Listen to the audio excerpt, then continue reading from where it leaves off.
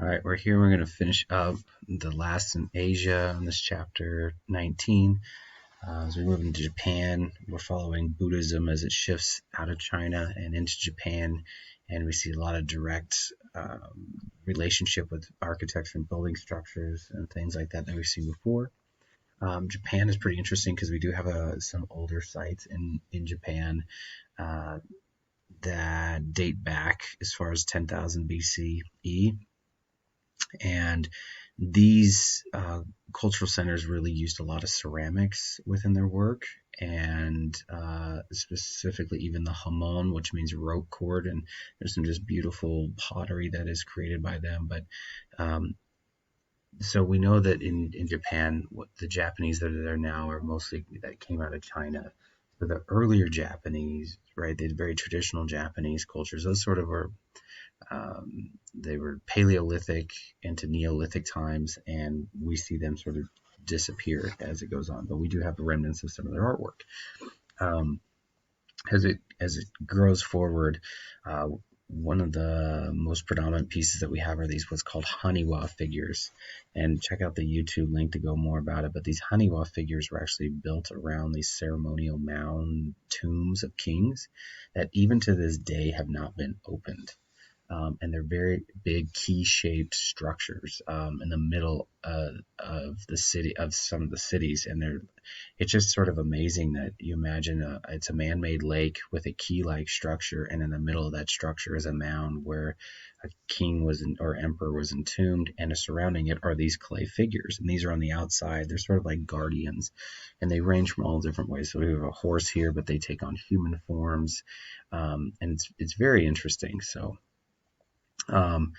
In Japan, though, the main religion before Buddhism is Shinto, and Shinto is really unique in that it's based off of shrines and usually based off of agriculture, and so it's sort of this idea that you build sort of this small structure. Or even what we see here, sort of the gateway structure, and right in here is sort of the shrine, and it doesn't contain anything. It's not really like a place of prayer or congregation, like when we think of getting together and worshiping. It's more of just sort of a place of saying thank you to the gods for giving you a good harvest and such. And they also are rebuilt every 20 years. So they'll tear it all down and completely rebuild it, sometimes in the very exact same way. Sometimes changing up the form, but usually in the same location again and again. So we don't have any original Shinto shrines because of that, but we can see exactly what's been doing based off tradition. So, but when Buddhism does enter in Japan, it does take a stronghold, and what we see here are buildings that sometimes it's probably hard to tell what is Chinese and what is Japanese when it comes to architecture, and that's because in the Chinese style pagoda, the Japanese are borrowing that same idea, except now sort of stacking it up. So we have something that's a little bit more stereotypical Chinese here, but then the Japanese are able to sort of tower these things up. We still see that ceremonial yasti figure, right? So these are building off of the stupas, and so it's using a lot of the similar components. And inside here, there would be a Buddha shrine, so you would be able to enter and see that sculpture. You'd be able to walk around it, just like at the stupas in India, that you'd be able to walk around that ceremonial mound. So there's a lot of similar functions, even though that the style itself has changed. But what's really amazing is these are the oldest wooden structures in the world. They still stand, and if you ever go to Kyoto, Japan, you'll see the most traditional of these structures, and it's quite amazing. Japan really is known for many things, and for me as a printmaker, the biggest example is these multicolor block woodcuts. And we talked about printmaking earlier in the semester, and what we're seeing here is every time you see a different color, there's a different block that has to be cut out of wood to press onto that. They're using water-based inks in order to control this. And this is one of a series of the 36 views of Mount Fuji. We know it as the Great Wave, but it's really just a part of this portfolio. But these prints became really synonymous with Japanese art and culture.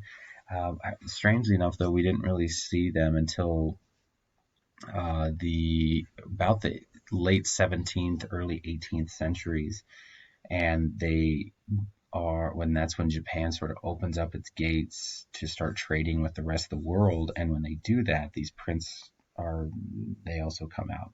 What's really sort of interesting too is that a lot of these prints were used as packing paper, and so when the goods arrived in Europe, these prints would just sort of be there discarded because they would be like the packing peanuts and stuff.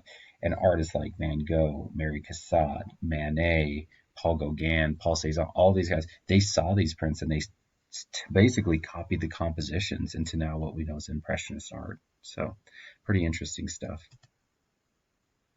Now, chapter 20, as we speed along, we're going to get into, the Pacific and the Americas, which is really sort of breezy because there's sometimes not a whole lot of work and time-specific work left. But these are sort of the areas that we're looking at from the Philippines, Indonesia, as we move across Australia, Papua New Guinea, into the Solomon Islands, into the Fiji Islands, and then continue Pacific onward until we hit Samoa and even then Easter Island. One of the biggest and its forms that even still goes on is Australia with Aboriginal art. And a lot of their work is based off of what's called the dreaming, or sort of the idea of like a walkabout, right? And in the dream world or the spirit world, there's a lot of interesting symbolism that Aborigines use, and they really like the ideas of like catfish and storks and sort of the animals that are around it. So that's what you're actually seeing here is a catfish inside of a log and sort of the stork, trying to get at it, right? So here's the logs and being inside of it, and so it's really interesting how they sort of imagine their world, and this is for them like how their ancestors sort of communicate with them. This is how it explains the origins of their work. But they also have rock art, some of the other oldest forms of rock art that date back to 30,000 years. Ashobe Caves is at 40,000. So Aboriginal art and inhabitants have been going on for a long time. And they also have works called X-ray paintings where they'll still take these animal motifs, but then you'll see inside of them, whether the contents of their lunch or something like that. And pretty interesting, but we're seeing art that's created specifically about sort of origins and mysticism. Now, Easter Island is very sort of a questionable place about all that's going on. I try to provide some of the information there, but these moai is what they're called. These heads, we know them as the Easter Island heads, but they're called moai in sort of group. These are sort of reconstructed and put back together, but there are hundreds of these throughout this volcanic island. And the volcanic island, as you can tell, looks pretty bare, but actually it used to be a jungle.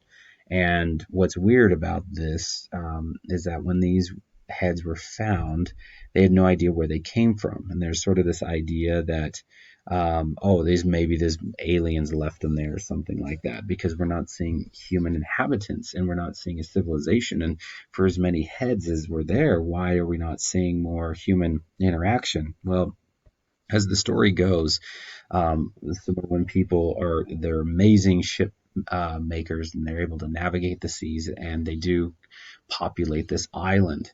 And on this island, it does start off as sort of a paradise. And usually what they do is when they come across on the boat, they bring with them pigs or dogs, and sometimes other sort of creatures, so that way they can sort of let them loose on the island, they can propagate, and then you have more food sources available. So that's one thing that happens with Easter Island. But what's odd is that we also see then with the creation of these heads, sort of a deconstruction of the forest that would have been there. So they're chopping down the forest and using those resources to help move these heads.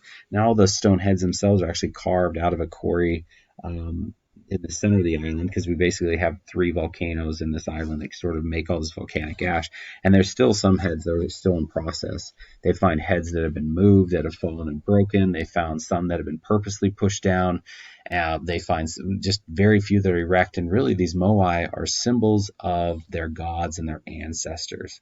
And so it's very important to sort of put up an image of your ancestors to sort of keep their memory going. Well, as the food sources start to die out and they start to deforest, that you're slashing and burning, the ocean and the ocean salts don't really allow for great farming, so they're kind of digging these pits down in the earth to try to grow their crops. They begin to war with one another, and there are signs of cannibalism and the sort of killing off of the ritually killing off of people to sort of um, stay alive. They don't have any wood now to make boats to sail away, so they're kind of stuck on this. But they eventually kind of kill all themselves off. So, I mean, it's a really sort of fascinating story. You can find a lot of it on National Geographic, and that link will help you get there. Um, as we move, Easter Island is really only, well, I think it's about 140 miles off the coast of South America.